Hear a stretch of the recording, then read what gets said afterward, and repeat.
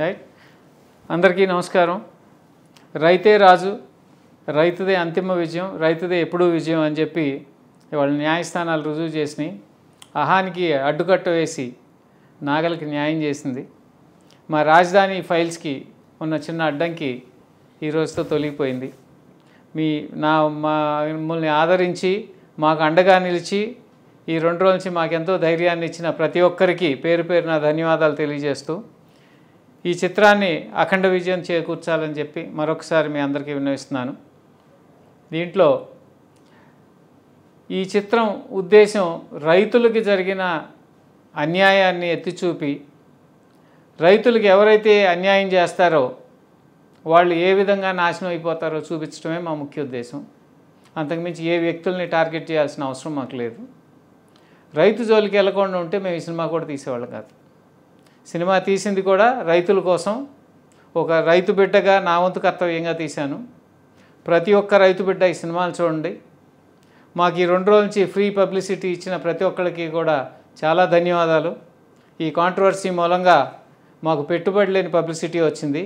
దానికి కూడా చాలా చాలా కృతజ్ఞతలు తెలియజేసుకుంటూ మీరందరూ కూడా ప్రతి ఒక్కళ్ళు కూడా థియేటర్లకు వెళ్ళి ఈ సినిమాని చూపించి రైతులకు సంఘీభావం తెలియజేసి ఈ సినిమాకి అఖండ విజయం చేకూర్చవలసిందిగా కోరుకుంటున్నాను. Thank you. అందరికీ నమస్కారం అండి. రాజధాని ఫైల్స్ ఎంత ఎమోషనల్గా ప్రజల్లోకి వచ్చిందో తెలుసు. ట్రైలర్ 1,40,00,000 మంది దాదాపు ట్రైలర్ని చూసి దీన్ని అప్రిషియేట్ చేశారు ఈ సినిమాని.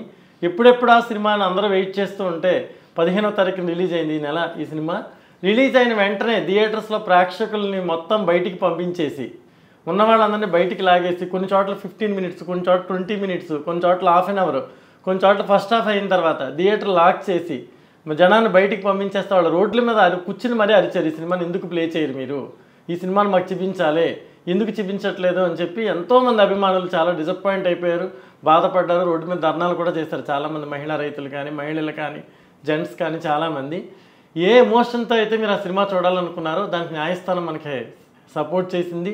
న్యాయమే ఫైనల్గా గెలిచింది. రైతే రాజు అంటాం మనం. అలాగే ఒక రాజు లాంటి తీర్పు వచ్చింది.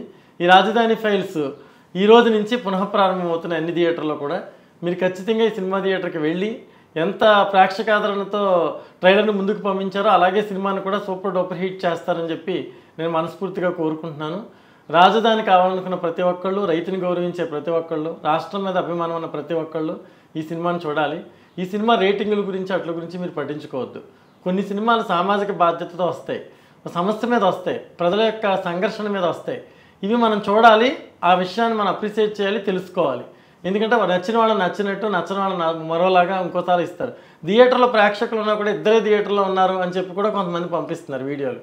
ఎందుకంటే ఇవన్నీ కావాలని చేస్తున్న ప్రచారాలు. ఎందుకంటే నిజంగా సినిమా బాగాలేదు, జనం ఎవరు థియేటర్కి వెళ్ళట్లేదంటే మా సినిమాని ఆపాల్సిన పరిస్థితి ఎవరికి ఉండదు.